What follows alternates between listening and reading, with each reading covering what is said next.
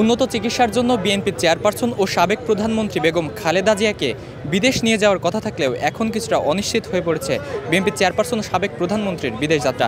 শুক্রবার মধ্যরাতে উন্নত চিকিৎসার জন্য তাকে বিদেশ নিয়ে যাওয়ার কথা থাকলেও কাতার আমিরের বিশেষ এয়ার অ্যাম্বুলেন্স বিকল হয়ে যাওয়ার কারণেই মূলত বিদেশ যাওয়া কিন্তু স্থগিত করা হয়েছে। এই মুহূর্তে রাজধানীর এভারকেয়ার হাসপাতালের সামনে থেকে আপনাদেরকে দেখানোর চেষ্টা করছি সর্বশেষ অবস্থা।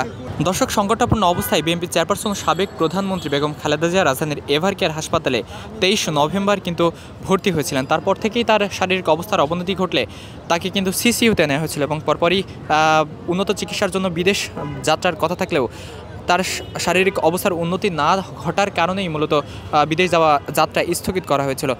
এবং তারপরই আমরা দেখেছি রাজধানীর এভারকেয়ার হাসপাতালে বিদেশি চিকিৎসকদের আগমন। বিদেশি চিকিৎসকরা কিন্তু উন্নত চিকিৎসা দেওয়ার জন্য মূলত রাজধানীর এভারকেয়ার হাসপাতালে এসেছিলেন, যাতে বিএনপি চেয়ারপারসন ও সাবেক প্রধানমন্ত্রী বেগম খালেদা জিয়া খুব দ্রুত সুস্থ হয়ে ওঠেন। এবং এর মধ্যেই উন্নত চিকিৎসার জন্য বিদেশ যাত্রার কথা কিন্তু উঠেছিল। তবে বিএনপি চেয়ারপারসন বেগম খালেদা জিয়ার শারীরিক অবস্থার উন্নতি না ঘটার কারণেই মূলত বিদেশ যাত্রা সম্ভব হয়নি।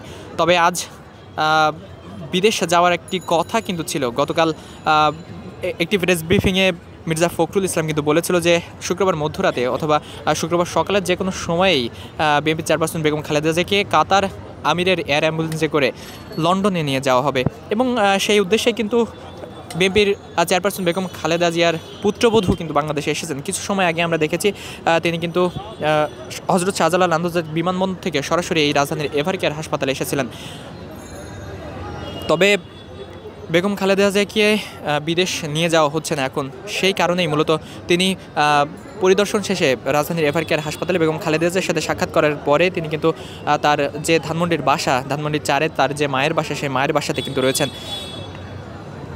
শারীরিক অবস্থার উন্নতি ঘটলে আগামী রোববার অর্থাৎ 7 তারিখে কিন্তু বেগম খালেদা জিয়াকে উন্নত চিকিৎসার জন্য লন্ডন নিয়ে যাওয়া হতে পারে। ডক্টররা বলছেন যে বেগম খালেদা জিয়ার বিদেশ যাত্রা সম্পূর্ণ নির্ভর করছে তার শারীরিক অবস্থার উপর। এই মুহূর্তে রাজধানীর এভারকেয়ার হাসপাতাল থেকে আপনাদেরকে দেখানোর চেষ্টা করছি যে বিএনপি চেয়ারপারসন বেগম খালেদা জিয়ার পুত্রবধূর আগমনকে কেন্দ্র করেও কিন্তু রাজধানীর এভারকেয়ার হাসপাতাল অতিরিক্ত আইনশৃঙ্খলা বাহিনী কিন্তু মোতায়েন করা হয়েছিল। এই মুহূর্তে দেখতে পাচ্ছেন যে আইনশৃঙ্খলার বাহিনীর যে সকল সদস্যরা রয়েছে তারা কিন্তু এভারকেয়ার হাসপাতালের সামনে তারা কিন্তু টহল দিচ্ছেন। এর আগে প্রধান উপদেষ্টা doctor Mohammad Yunus BNP chairperson Begum Khaleda জিয়াকে অতি গুরুত্বপূর্ণ ব্যক্তি হিসেবে ঘোষণা করার পরপরই রাজধানীর এভারকেয়ার হাসপাতালে কিন্তু অতিরিক্ত আইনশৃঙ্খলা বাহিনী মোতায়েন করা হয়েছিল।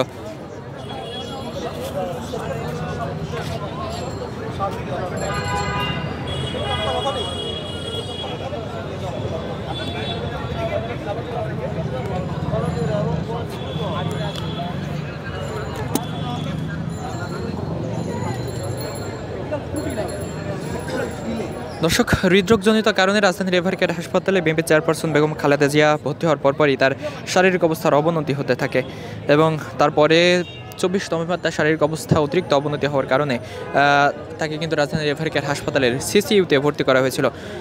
জরুরি অবস্থার জন্য আইসিইউ কিন্তু রেডি করে রাখা হয়েছিল এবং বিদেশ গমনের জন্য তার যে প্রয়োজনীয় কাগজপত্র এবং প্রয়োজনীয় যে এয়ার অ্যাম্বুলেন্স, সেই এয়ার অ্যাম্বুলেন্সে কিন্তু রেডি রাখা হয়েছিল।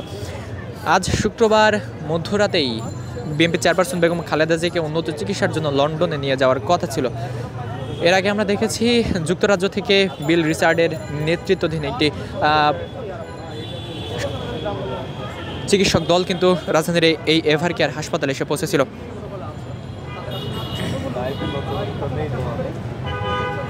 মূলত কাতার আমিরের বিশেষ এয়ার অ্যাম্বুলেন্সে করে, রাজকীয় এয়ার অ্যাম্বুলেন্সে করেই বিএনপি চেয়ারপারসন বেগম খালেদা জিয়াকে বিদেশ নিয়ে যাওয়ার কথা থাকলেও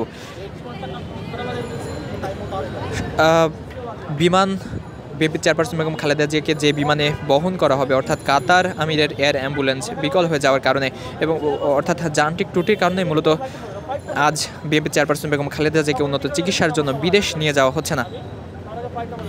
বরং বিএনপির মিডিয়া সেল থেকে কিন্তু জানানো হয়েছে যে শারীরিক অবস্থার উন্নতি হলে অথবা শারীরিক অবস্থা অপরিবর্তিত থাকলে আগামী রবিবার উন্নত চিকিৎসার জন্য কিন্তু তাকে বিদেশ নিয়ে যাওয়া হবে।